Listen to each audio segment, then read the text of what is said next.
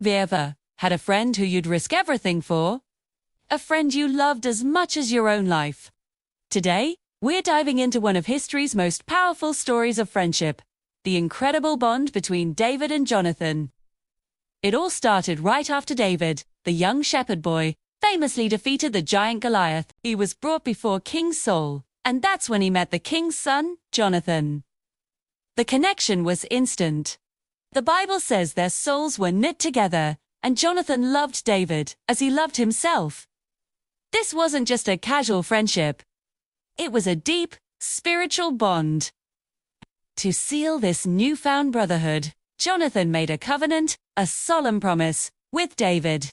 He even took off his own royal robe, his armor, his sword, his bow, and his belt, and gave them all to David. This was a huge deal. A prince was essentially giving his own identity, his symbols of power and inheritance, to a shepherd boy. It was an act of incredible humility and love, a sign that Jonathan saw something special in David, something anointed by God. This beautiful friendship was about to face its greatest test. King Saul, once fond of David, became consumed by jealousy. He saw how the people loved David and feared that David would take his throne. This jealousy grew into a murderous rage, and Saul began plotting to kill him. David, fearing for his life, fled and went straight to his best friend, Jonathan. He was desperate. "What have I done?" he asked. "Oh, why does your father want to kill me?" Jonathan couldn't believe it. "No way!" He said, "My father tells me everything. You can hide something this big from me." But David knew better. He could feel the danger. "Your father knows how much you care for me," David explained, "and he's deliberately keeping you in the dark. I swear to you, there is only one step between me and death." Seeing the terror in his friend's eyes, Jonathan's heart broke. He knew he had to do something. "Sure, tell me what I can do for you," he said, ready to help in any way. So, they hatched a secret plan. David would hide in a field instead of attending the king's new moon festival, where he was expected to be. Jonathan would stay and gauge his father's reaction. "If he asks where I am," David instructed, "tell him I went home to Bethlehem for a family sacrifice. If he's okay with it, I'm safe. But if he gets angry, you'll know for sure that he's planning to harm me." Jonathan agreed, his loyalty to David overriding his duty to his father, the king. "If I find out my father plans to harm you, you think I wouldn't tell you?" Never. They went out to a field to finalize the details.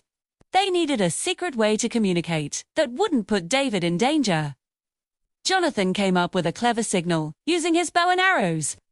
He would go out to the field to practice his archery with a young servant boy. "I'll shoot 3 arrows," he told David. "Then, I'll send the boy to find them. If I shout to the boy, 'Look, the arrows are on this side of you,' it means you're safe, and you can come out. But if I shout, 'Look, the arrows are beyond you,' it's the signal that you must run for your life. The Lord has sent you away." They swore an oath to each other, a covenant before God, that their families would be bound in friendship forever. The day of the festival arrived. David hid, as planned, and his seat at the king's table was empty. The first day, Saul said nothing. But on the second day, when David's place was still vacant, Saul's suspicion boiled over. "Why hasn't the son of Jesse come to the meal?" he demanded of Jonathan. Following the plan, Jonathan gave the excuse they had prepared. The reaction was immediate and terrifying. Saul exploded in a fit of rage. He screamed at his own son, calling him a traitor. "Don't you realize that as long as David is alive, your own kingdom will never be established? Now go, find him, and bring him to me." He is a dead man. Jonathan, brave and loyal, stood up to his father. Why should he be put to death? What has he done? In his fury, King Saul hurled his spear directly at his own son, trying to strike him down. In that terrifying moment, Jonathan knew the truth, without a doubt. His father was determined to kill David. Filled with grief and anger, Jonathan left the table. The next morning, he went to the field, just as he and David had arranged. The young servant ran to fetch the arrows. Jonathan drew his bow and shot an arrow far beyond the boy. Then he shouted the coded message, the words that would break his own heart. "Isn't the arrow farther beyond you? Hurry, go faster. Don't delay." Servant, oblivious to the hidden meaning, gathered the arrows and returned to the city. Once he was gone, David emerged from his hiding place. The two friends faced each other, their hearts heavy with the pain of farewell. David bowed to the ground 3 times in respect and gratitude. Then they embraced, weeping together. The pain was almost too much to bear, especially for David, who was now a fugitive. Jonathan, holding back his own tears, spoke words of comfort. "Go in peace," he said, "for we have sworn an oath to each other in the name of the Lord. The Lord is a witness between you and me, and between our descendants forever."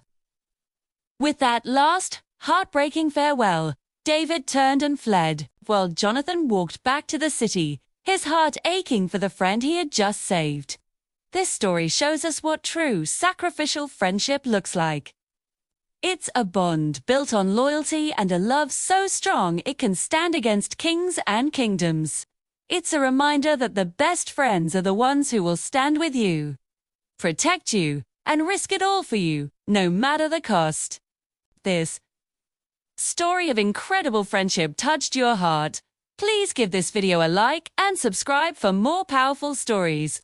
Thanks for watching.